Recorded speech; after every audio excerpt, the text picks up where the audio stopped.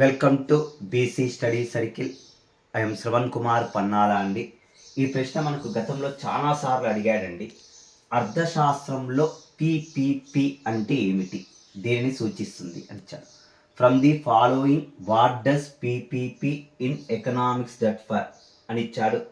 Purchasing power of parity, poor people's policy, public private partnership, power purchasing program. కొనుగోలు శక్తి తుల్యత సమానత్వము. Second one పేద ప్రజల విధానము అని ఇచ్చాడు. థర్డ్ వన్ ప్రభుత్వము ప్రైవేటు భాగ్యస్వామ్యం అని ఇచ్చాడు. శక్తి కొనుగోలు పథకం అని ఇచ్చాడు.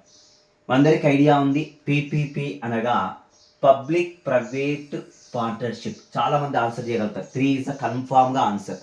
మరి మిగిలిన వాటిల్లో ఏదండి అంటే మనకు పావర్టీ చాప్టర్లో వస్తుంది. పర్చేసింగ్ పవర్ ఆఫ్ పారిటీ, కొనుగోలు శక్తి తుల్యత. అంటే ఆన్సర్ ఏదండి అంటే ఏ మరియు C is the correct answer.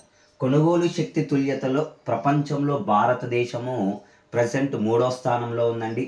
First ప్లేస్లో చైనా దేశము ఉండగా, సెకండ్ అమెరికా దేశం ఉందండి, అమెరికా కంట్రీ కలదు.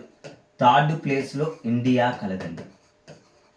పర్చేసింగ్ పవర్ ఆఫ్ పార్టీలో ఇండియా థర్డ్ ప్లేస్ కలదు. ఏ మరియు C is the correct answer. Thank you everyone.